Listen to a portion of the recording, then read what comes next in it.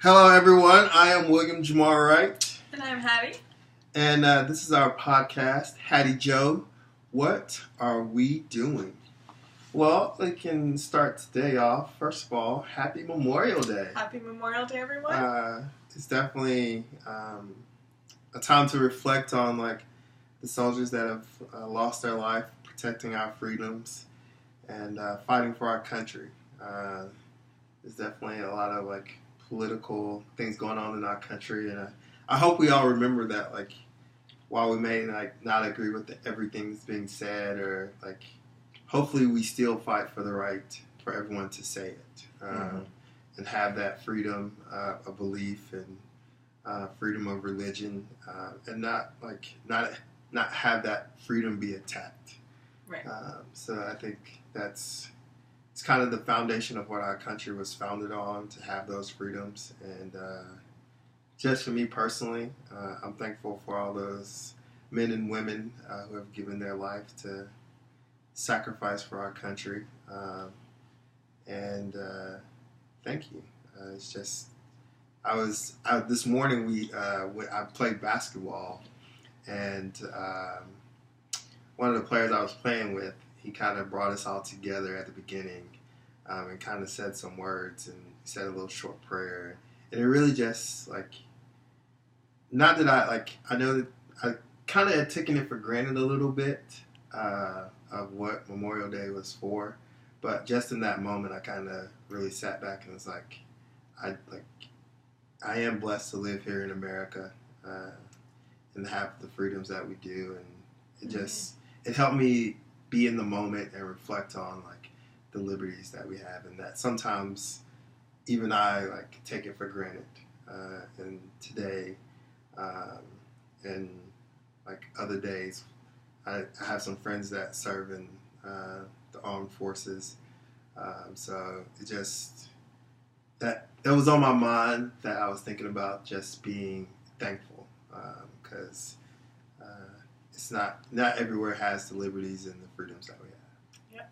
I couldn't have said it better myself, and I completely agree. So thank you to everyone who has given their life so that we could live such a good life. So with that being said, we are going to keep it moving here. Our podcast topic this week is survival skills. So I would just like to start off by saying that I think in a moment of absolute survival, while I do think that you may be a tad bit smarter than me, I feel like I would be willing to do anything to survive. And you don't think I'd be willing to do anything to survive? I think my threshold for doing things to survive is a little bit higher than yours. You might be well, this might really, really hurt them, and I'd be I think I can definitely see where you're coming from, but I feel like the switch flips if I have kids with me. I'm ooh, you better watch out. If you have kids with you. Yeah, if I definitely see where you're coming from in terms of exactly what you said. I might be thinking, ooh, I don't want to hurt them, or what are the implications? But if I have children of my own, or if I'm responsible for another life that's a small child, whether it's mine or another child, it's all it's a bets whole off. new all bets are off. It's a whole new me. You better watch out. So if you're in a survival survival situation with Hattie, just make sure she doesn't have any kids with her. It sounds or make sure she does, so that you can survive. Unless it depends, are you on my side or are you against me?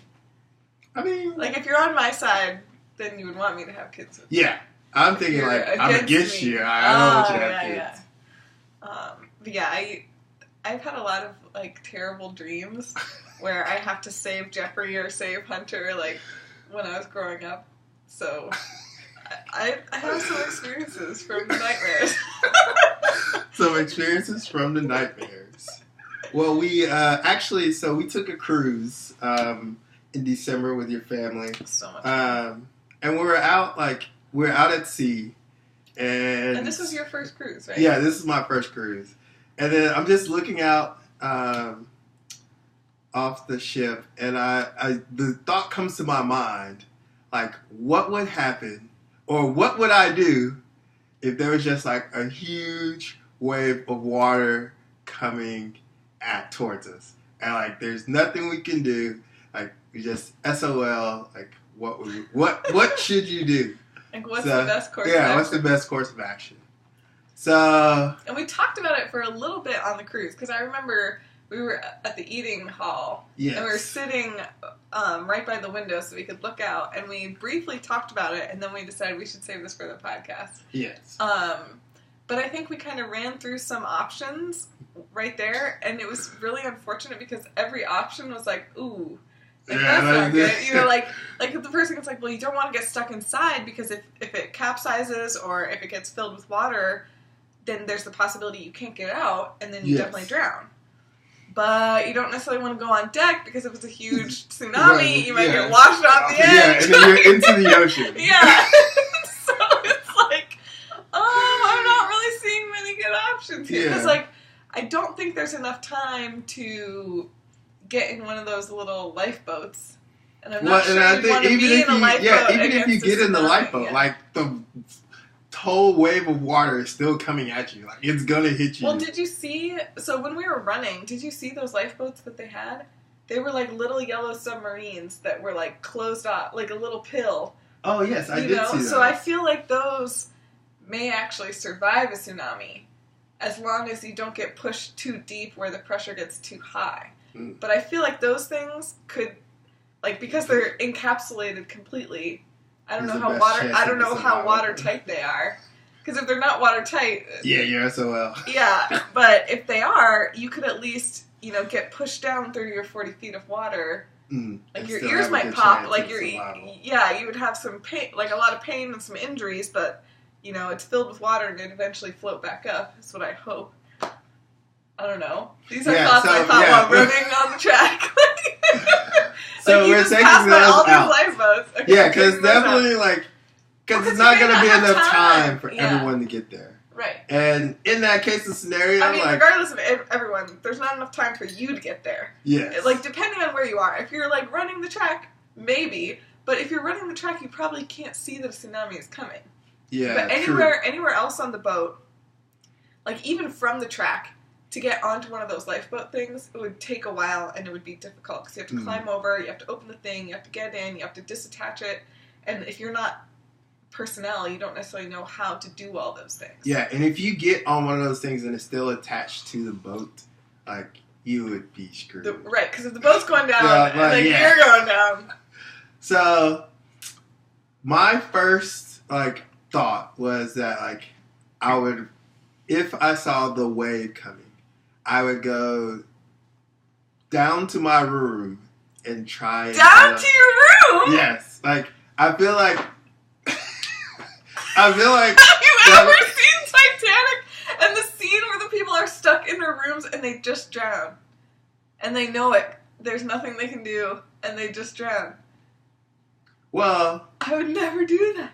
This is so interesting. That was the last thing I would do. Okay, so tell us why you would do this. Well, in my mind, I'm thinking, all right, if I can get down to my room and, somehow figure out a way to, barricade it off and try and prevent as much water as possible coming in, that is going to give me the best chance of survival. For the longest period of time. So, if it ever did come to the point where, the water, overtook the room, then, we weren't far from the center of the hole. Yeah. The center of the ship. And the center of the ship is very wide open. So, if the water did happen to get into my room, then at that point, I would, wait to the very possible last second, get out of, open the door and try, because in theory, the outside is going to be filled with water. Yes, and you would have to hold your last breath to get you through all of that water to open. Yeah, but once you're, I feel like once everything is underwater, there's not going to be it's not going to be a wave going through. You're going to be able to swim you're underneath the water. Yes, but in a pool you can come up for air. Once all that's filled with water, you have however long your last breath is given you. Exactly. Air Like, I was just at the which whole is not much time. Like, have you ever tried holding your breath? Yeah. How long can you hold your breath, roughly? I don't know. Like, roughly, let's say if I was just generously a minute. Generously a minute. Have you ever tried holding your breath while you're doing physical activity? No, I have not. Which makes it totally different. Like, we should have asked Rob and Kalani about this because they're swimmers, and so they are really good at knowing these types of things. Mm-hmm. But I know from my personal experience with swimming, like, I cannot hold my breath very long. And I also know, because I really, really hate walking around with cigarette smoke, that, like, anytime I'm near it, I will hold my breath and try to walk by, like, as soon as possible. And it's like, I can take, like, 10 or 15 steps before I'm, like, gasping, like, I need another breath of air. Yeah, so, and I know that I can hold, like, I already know I can't hold my breath very long, but, like, when I add on trying to walk quickly, it just shortens way down. And, like, granted, there is something to be said for when you're in a life or death scenario, like, adrenaline will come through, you can probably hold your breath, like, a little bit longer, maybe even 2 or 3 times as long, because it's, like, your last chance, so there is something to be said for all those things, but I still feel like the reason I would never go to my room is because I know that once you're, like, I very much see it as, once you're stuck enclosed, if the ship is going down, you are going down with it, and that you are not getting out.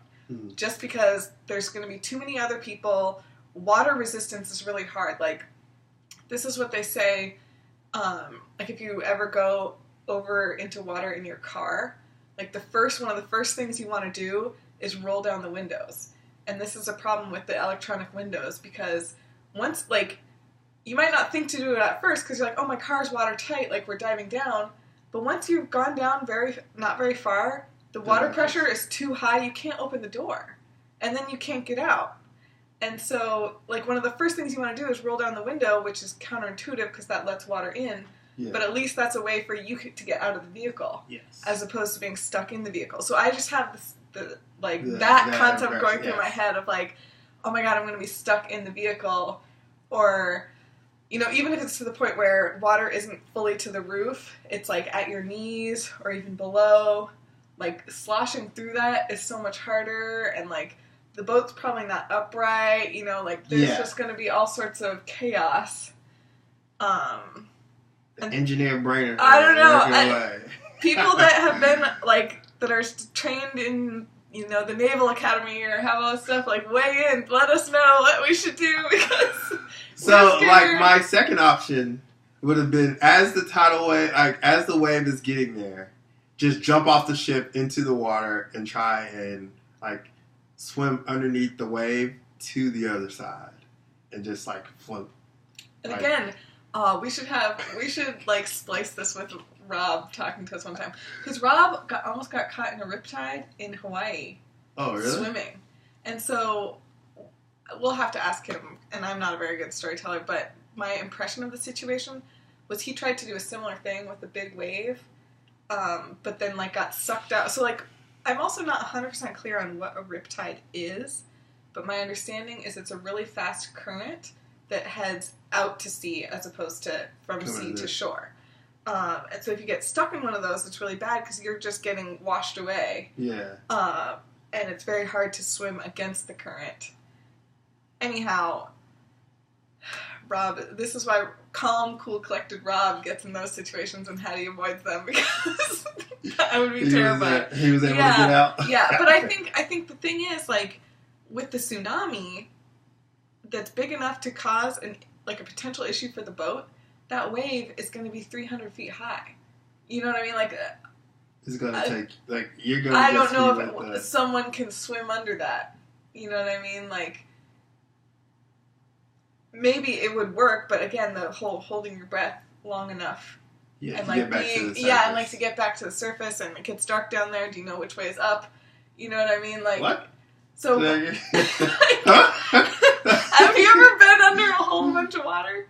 Not really. Not really, yeah. So, you don't know which way is up? Like, your orientation gets off? I think it might. Hmm. Like, you might let out some bubbles and see where the bubbles go, but,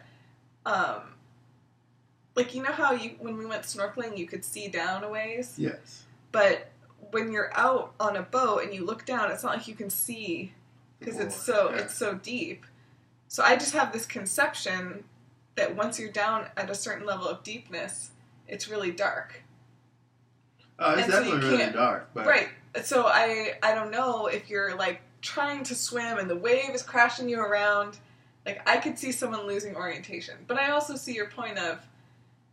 It sounds like it's a better idea than the first idea. Yeah, I guess the reason I think you might lose your orientation is because I have heard in, like, avalanche survival that a lot of people lose their orientation when they get covered by an avalanche. Mm-hmm. And then they don't know which way to try to climb out. Because they've just been doing all this tumbling, and now it's just white everywhere, and they're covered in snow, and they can't figure out which way. But again, maybe this is just older brother putting scary thoughts in your head that really you would know. But I mean, when you get dizzy, or once you've, like, tumbled around, you know, it's easy to be a little disoriented. And in these scenarios, you don't have time to, I feel like in a snowstorm, though, like, if you're, like, in gravity, like, gravity is at work, so once gravity's at work in the water, too. Yeah, but, like, when you're swimming, like, nothing, like, so, say you're in a snowstorm, you get covered in snow, and, like, you start to dig out. If you're digging below, and the snow is falling, like, coming in that way, then that would tell you that, like, which way is that? Go. Right, and, like, that's the thing they say, is, like, if you can dig out a little space around your mouth, like, spit, and try to see which way the spit goes. Like, does it land back on you, or does it go? Yeah. Mean? So I feel like in the snowstorm, it was just a bad example as opposed to being underwater. Because underwater, like, you can't. Like, underwater, you can't spit. Like, right. You could do the bubble thing, but yeah. Maybe I'm just, like, but if it's very too dark, super you can't confident. Really see the bubble. Yeah, maybe I'm just super confident in my sense of direction. I mean, if anyone should be, it's you. So you have the best sense of direction in the world. I feel like I can find out, like, how to get out. I mean, and that could be possible. I mean, I think that it's all which is the best option of many bad options, right? Like, yeah. Most of these options are very low. And so I kind of feel like, kind of like you with your second option, I think that my chances of survival, if I try to get somewhere enclosed within the ship, are really bad. Mm-hmm. And this is all assuming that the tsunami, like, is going to try to sink the ship. If it's just going to rock the boat. No, it's coming over. Okay. I mean, it's knocking the thing over. It's knocking the thing over, yeah. So I think in that case, being in an enclosed space is definitely losing. The next thing I think is definitely losing is being on the deck without anything to grab onto. Like, you're just going to get washed over. You're done. Right, you're done. But I think, like, the best... I will say, if I'm going to be... Like, I would rather be washed overboard than, like, stuck in a room. Because I think being washed overboard, like, again, chance of survival, minimal, but at least you're not sinking down with the ship. And you might be able to catch some driftwood, or depending on where the ship is, it could be 25 miles from shore, and you just float for 4 days and you wash up on shore. Like, there are things where that could happen. Yeah, there are a lot more positive Or you float for 3 days and a shark eats you on the fourth. Like, you never know. But survival, like, past the first day. Survival past the first event is the crucial thing. Yeah, and so I think there's a lot more positive potential outcomes associated with being overboard than there are being stuck on the ship. But I think that it's one of those things where if the ship is just going to be sideways but still floating, right? Like, you don't want to be in the room because then you maybe can't get out. Or, like if the ship gets knocked over and your door is now up there, like, even if you're not underwater, it's like, I can't reach the door. Mm. And so I'm just going to starve to death down here, or just, like, hope and pray someone is going to find the ship and save us all. So in that case, I feel like the best scenario would be to be somewhere on deck, or, like, one of the top levels that just has glass, like, near something you can, like... I would not want to be near glass. Well, I mean, if it's not going to cut you. What do you mean glass is not going to cut you? It's just going to go through the water. So you're in a room? I guess you know.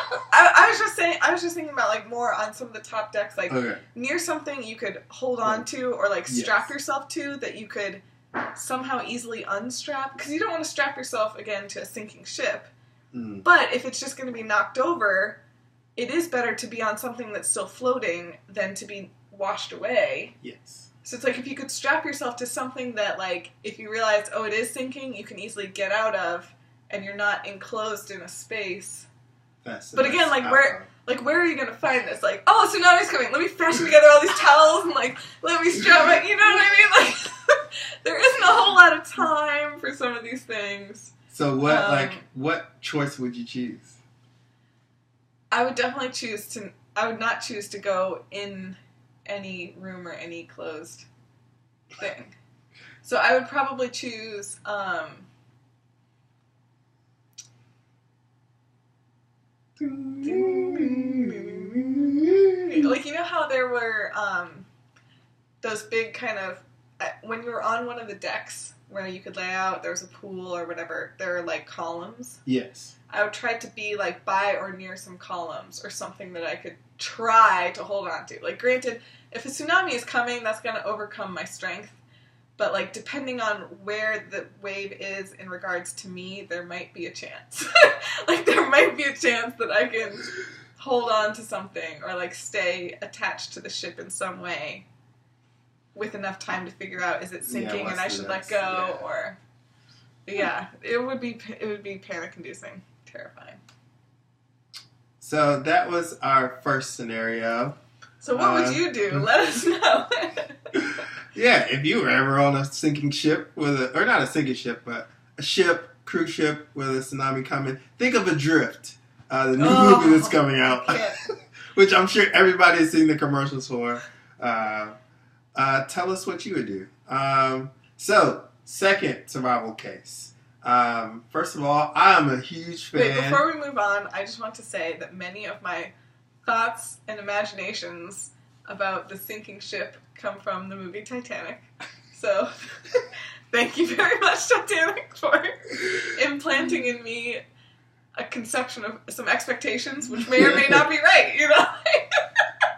I don't know if I'm working from a place of good facts or a place of bad facts. Like, anyhow, okay, let's move on. So the second survival scenario is a zombie apocalypse happens.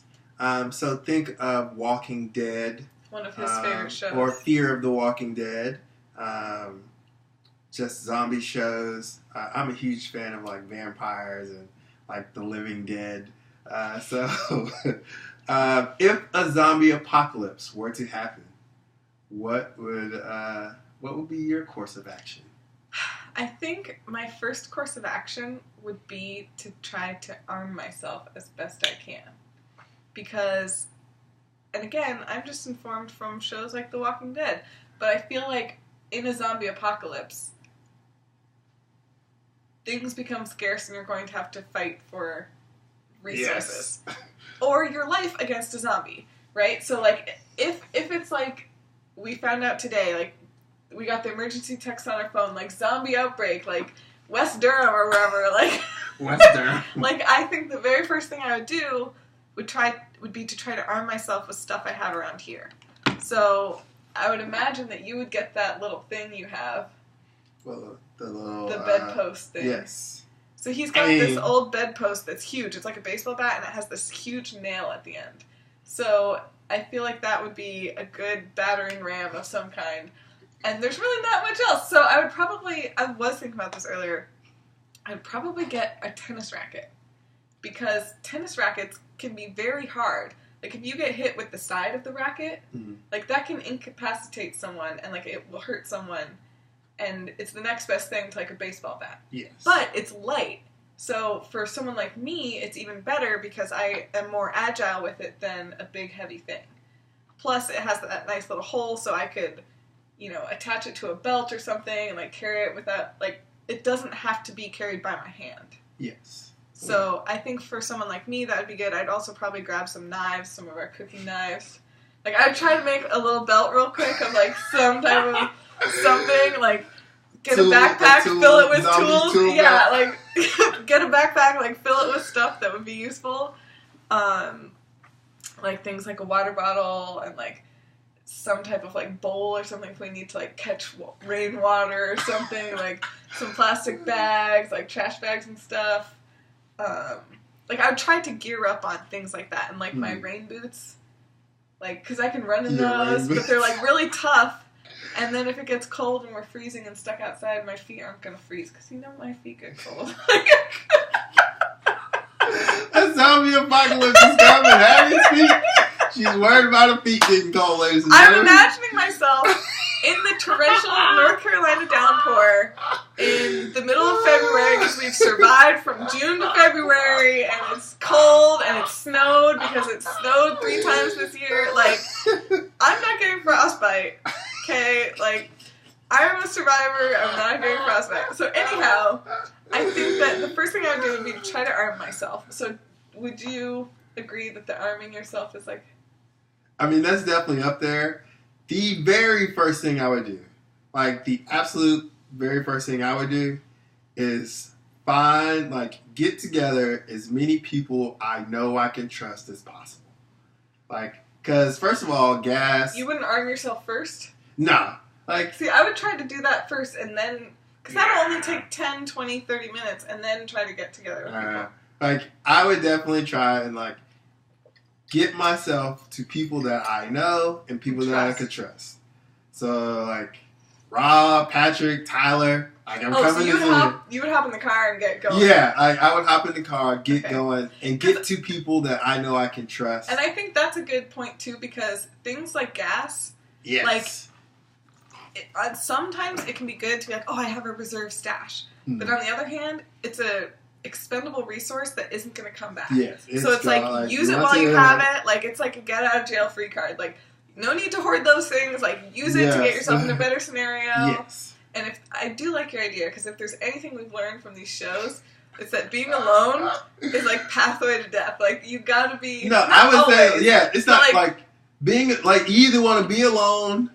Or be with, like, people that you undeniably trust. Like, being somewhere in the middle with people that you don't trust or, like, you kind of, like, that ain't the place. You don't really know them. Yeah. Being with people that you don't really know is not the place to survive in a zombie apocalypse. Well, and I'm saying it's better than being alone is better than being with people you're not really sure you trust. But being in a group is better than being... Being in a group... with people that you trust. Being in a group... Alright, so 3 scenarios. Group of people you know. Group of people that you don't really trust. So group of people you know. Group of people you don't really trust. And then being by yourself. So the people you know, you're assuming you really trust them. Yes. Okay. So that is option number 1. For me, option number 2 is being alone. Yes, and I agree with that. And then I think we're in the same in all those options. And so that's why it's like you want to get to that group of people, like that I trust, right? And like I know I got while the roads are still open, you know, like while I still have gas, think they're still alive, right? While there's still communication that can possibly happen. So I would get to them. Second thing would be to like stock up on like weapons and food. So that's very interesting. Like, we just had flip-flop. My first thing was, like, arm myself, and then I was going to find my group, and you had group, then arm yourself. Yeah, I think it's, yeah. I mean, tomato. Nobody ever says tomato, but but I would definitely... But they will in the zombie apocalypse. I would definitely get to, like stock, once you get the people that you know you can trust, then everyone can be armed and everyone can like look out for each other. Mm-hmm.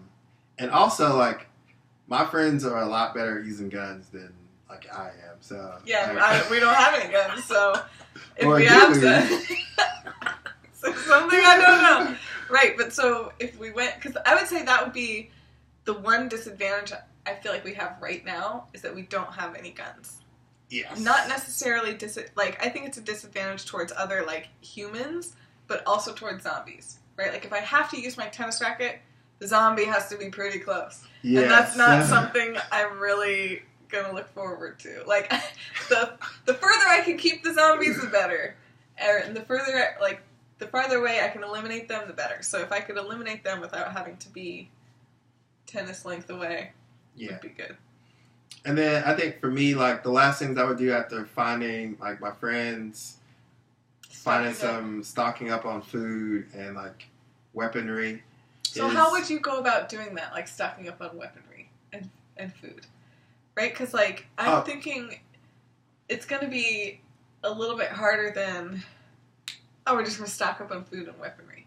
Right? Because everybody's going to be trying to do something like that. So, I would not be, like, being honest here. Like, if, in the case of a zombie apocalypse, like, it's kind of every man for himself, except the people that I trust. Right, and so for me, I would be much more focused on stocking up on weapons and getting in a place that, like, deciding, do we need to be on the move, like, constantly, or do we have a place we can fortify? Because I feel much more confident, like, I can go out and, like, forage for food, or I can rob a grocery store. Like, those are the small term things. Like, finding food to me is, like, a small term. I can make that happen. Whereas, like, once all the weapons are taken up, like, it's a much harder time to get more weapons, right? Because you're taking the weapons from someone that has them, who's more likely to use them against you. And if you don't have them, you're at a disadvantage. But, like, and I agree, like, if you don't have food for long enough, like, you're at a you're disadvantage. gonna be that, But I feel like the power position is having weapons. So that's why my first and foremost, and, like, the brunt of my force is going to be trying to get in a good place about the weapons early on. Like, I don't want to put myself in a position where, like, I've got all this other stuff, but, like, at the end of the day, if I don't have a weapon and someone comes to me with their weapon and is like, give me all that stuff you just hoarded. Like, great! You did all that work for me. Like, now I'm going to take it from you because I have a gun and you don't. You know what I mean? So you have a point. I see what you're trying to say. But for me, like, I believe that there's strength in numbers. Definitely. And so, like... Definitely. So I definitely you might have guns, but you might have a gun, but there's 5 of us. So, like, are you going to be able to shoot all 5 of us before we can, like, attack you? Or, like, you just going to walk up to me? Like, it depends if you have guns or not, right? Yeah, it depends on if I have guns or not. But if, like, your first thing to do is to go get all the guns, and, like, my first thing to do is to go get, like, with my friends. Well, no. So I guess I think that you brought up a good point of getting, like, the first thing I would do is rudimentary arm myself. I don't want to just be like, okay, let's hop in the car and let's go. Like, I want to have some type of weapon, hence the tennis racket. But after that, like, tennis racket and some knives, because that's about all we got here. Then I think it's, like, getting in the car, trying to get with that group. Because I do think you're right, but, like, I don't want to ever put myself in a situation where it's like I'm so hasty to go somewhere or do something that I have nothing but my 2 hands and 2 legs. Just because the opportunity cost is so high and the amount it takes to, like, go grab the baseball bat is so small. Yeah. Right? And then once we're in a group, you're right that there's power in numbers. And, like, the only way you're going to be able to secure the things you want when you don't have them against people that do have them is if you have numbers. Okay, so I'm kind of operating under the assumption that, like, every, like, choice that you make is going to take, like, 24 hours. So in that 24 hours, like, things drastically change. Yes, and I would agree with that things definitely drastically change. So I was not operating under that assumption. I was operating more under, like it's literally there's zombies out there. What is your next move? Yeah, my next move is, like, there's zombies out there. I'm going to go hop in the car and get as far away. Or get to people that I know. Yeah. Okay, so now you're with people that you know. 24 hours later, and now you're focused on securing food and additional weapons. And I think that's very reasonable. Like, I think of that group, you could make small groups, or you could decide what the next strategy is. Yeah. So, like, then, like, my final step would be to, like, get a fortress and, like, build a fence around it, some type of like fortress with like a barrier and like that we can defend, and like we have people on lookout. Like, I feel like once the zombie apocalypse happens, we gotta get to one place. Hey, Jack, we're staying here till we die, or somebody comes and kill us. Right, like, or until you around. Actually have to move. Yeah, it's like gonna we're have out of to resources, be, or like it's gonna have to be very, very dire straits for me to be like, let's get up and go, guys. Right. Like, this isn't doing it for me. Right, because then you just make yourself more vulnerable. Yes. Like, if you're at a place, if someone wants to take it from you, they have to be the aggressor. Yes. Like, they have to make the move. And while they still may be in the position of power or something, like, they have to take the risk. Mm. And it puts them in a vulnerable spot. Yes. Just to take the risk. Right. So yeah, I kind of agree with you on all those things. But, yeah. All right. Bad. I definitely grab a hair tie. I'd just be growing out the beard. So the final survival scenario is, I don't know if you guys are familiar, but there is a movie, I think they're on the trilogy now. This is the fourth. Yeah, this is the fourth movie that's coming out. Purge. Oh, the fourth one's coming out? Yeah, the fourth one's coming out. So we've had the first three. 3 was the election year. Yeah, 3 was the election year. 2 was the one where the guy, like, helps. Yeah, he helps the city. And then 1 was where they attack the home. Yes. Okay.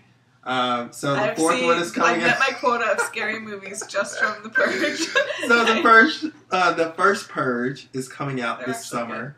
And this is going back, because basically the whole premise on the movie is that one day a year for a 24-hour cycle, everything is legal. There's no crime. There's no crime. Everything is legal. Yeah, and it's like they preface it as like a psychological release of all like the evils and of the world. And so in the movie, the government likes to spout facts like, oh, like violent crime is down. All these crime numbers are down during the 364 normal days of the year.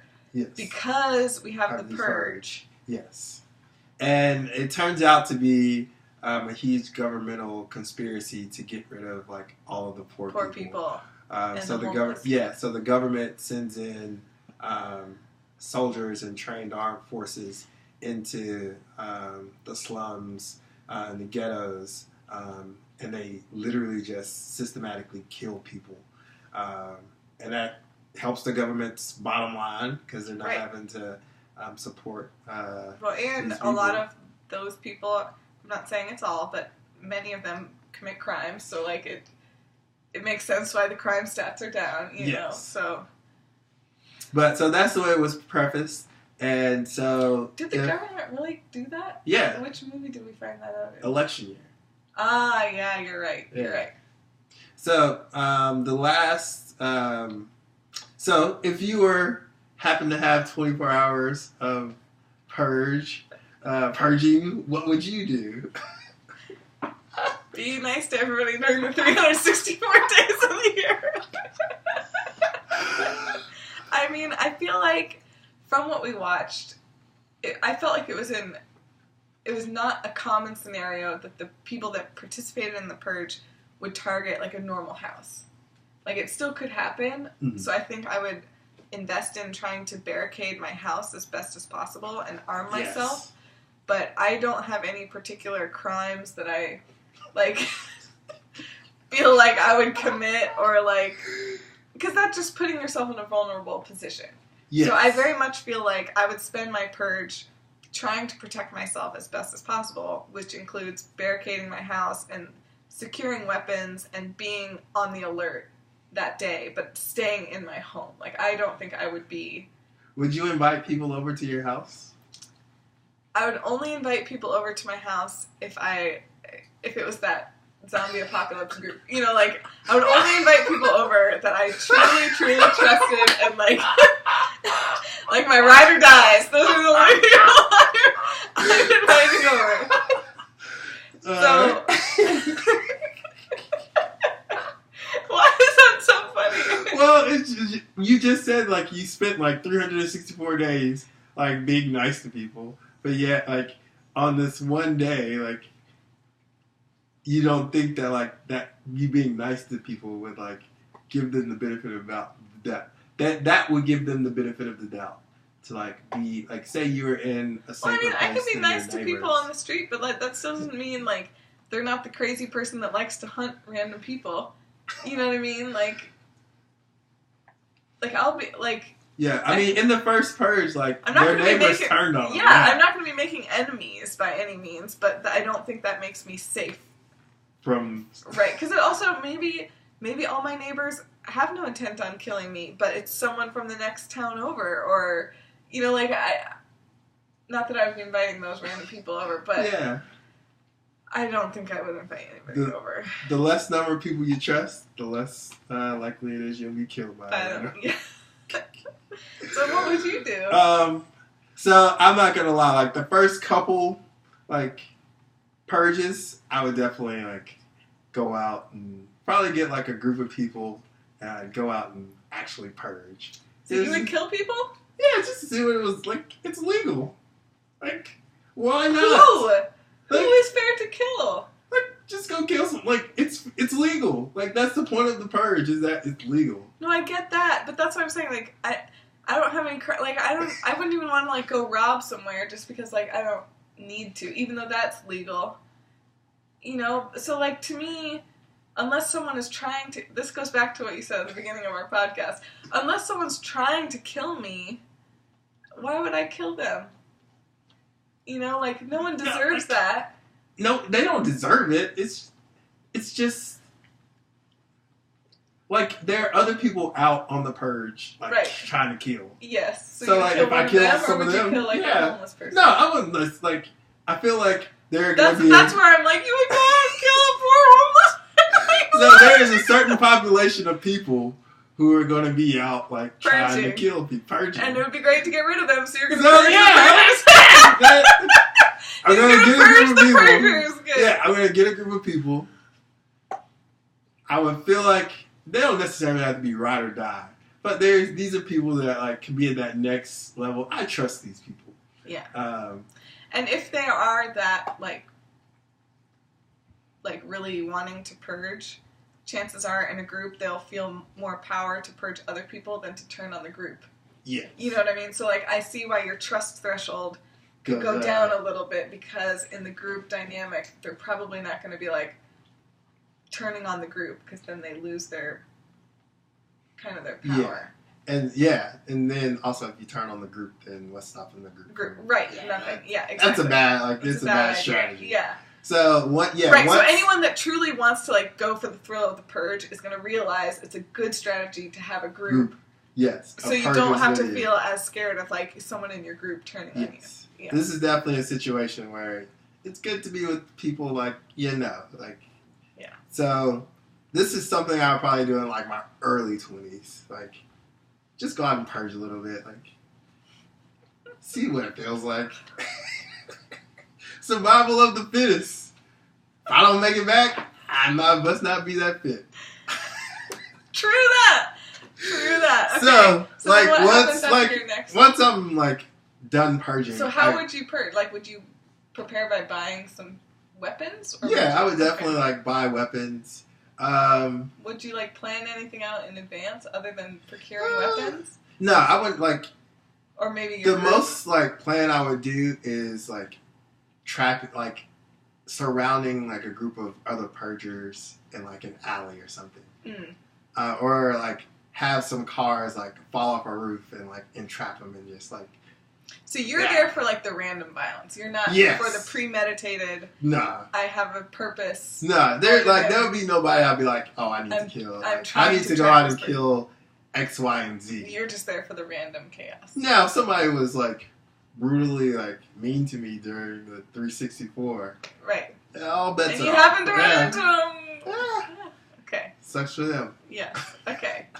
But it would be completely random. It's not like I'm not going after a targeted group. A skosh better. A skosh. But like I could make an argument. Like I feel like an argument could be made for going after like the rich and powerful. because I feel like they live in this like bubble of immunity from all ills. Yeah. Yeah. Which is very prevalent in the Purge. Will you hit the thing? So, okay, so yeah, that's your and then after that, like after my first couple of years of purging, probably like 5 years, then it'd just be like complete hunker down mode. And hunker down mode, it's all like ride or die people. So those people I know, good luck to you. So you're over here laughing at me for saying it's only inviting my ride or die people, and you're gonna do the same thing. Well, yes.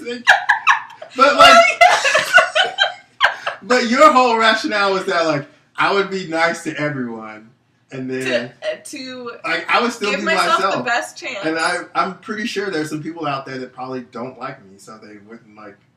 Not that I'm mean to them or anything. They're just like I'm not their favorite person, so like maybe they want to have me killed. So like they may say, hey, it's my neighbor. I'll give you like $100,000. Right, this is exactly what I'm saying. Like, just because you're nice to people doesn't mean that they won't turn on you unless they're your ride or die. Like, there are many scenarios in which I could imagine just like somebody already would have an agenda. Yeah. So yeah, after that, like only ride or die people, and I would keep those ride or die people like very slim, like. Right. It would be very. It's not a party. It's a very short list. Yes. Yeah. And I would buy like, try and get the best security possible. Like the absolute I think best what security. I even might do is like come up with that group of ride or die and be like, okay, instead of us each investing in security in our respective houses, we every year, like a couple days before, we all fly to X person's house and we all invest in X person's house. You know what I mean? Like, granted, that's putting you at a disadvantage in case something ever happens between you and X person. But if they're truly a ride or die, like that, you will always be welcome and in the group. You know what I mean? Like, which begs the question, like, so with like your ride or die, be welcome in like our. Well, that's the thing, yeah. Like, I hope I'd be welcome. No, like, so you like, so. I mean, my ride or die lives in Scotland. So yeah, so would she be I'm not getting all the way over there. Yeah, but so like, my ride or dies in Kentucky. Mm-hmm. So like, is your ride or die included in my ride or die group? Do you think? Like, if we're like, hey. So I would say that is something that needs to be predetermined, because like, or like whoever shows up at the Purge, like it's not something like.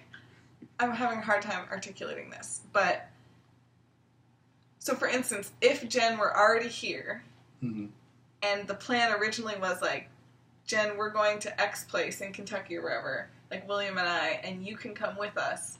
Like Jen has to be there at, before countdown, before Purge ticks 1. You know what I mean? Yes. And it's not something that she could come halfway through or. Like no. Once the door is closed, it ain't getting open. Yes, that's what I'm saying. And so I feel like in any group, like each like trusted person gets a +1, and it can get stopped, right? Because you could just extend the +1 to however many. Yes. And so if you're the in group, I'm your +1. Like that's where it ends. Okay. Right. But if it's like we decide to go to my group. Then you're my +1, and you don't get... Yeah, that's right. And so we just have to decide. So that's why I think it's something that, Oh, man, that could get very hairy. Well, and that's why I think that you have to decide from the beginning what the group is, and that's what it is. Right? And so it's just very convenient that my ride or die lives in a different country that doesn't participate in the Purge. Right? like... Purge, you know what I mean? Then I don't have to worry about her. I mean, that's another option is you just leave the country. I never thought of that. Like, you might come home to a ransacked house, but you're still alive. I don't really see anything wrong with that. I mean, if your house is going to get ransacked. But I feel like flights would be astronomical. Oh, flights would be astronomical. So I feel like you have to go in advance, like, take a week off. It's going to have to be more than that. Like, they would make a killing. Like, this would be like, the economy would fall out because everybody's buying flights. well, only the really wealthy people. And then all the less wealthy people are going to attack their empty homes and, like, plunder everything. You know, and then a lot of people are going to decide to stay and then invest their money instead of life into their home security. So I think it would balance out. And so that's why I think that, again, like, if you have that group that's decided from when Purge starts till infinity, like, we all chip in to barricade this home. And, like, it stays. Yeah. I wonder how that, like, how does that get shared through, like, families and passed down? It adds some interesting dynamics because families tend to grow. Yeah. True. But, alright, I think we have survived some... Barely. I'm hanging on by a thread. Yeah. Heart rate. Well, guys, thank you for coming and hanging out with us. You guys all have a great day. This is our podcast. HattieJo. That is what we are doing. Surviving. See ya. Bye.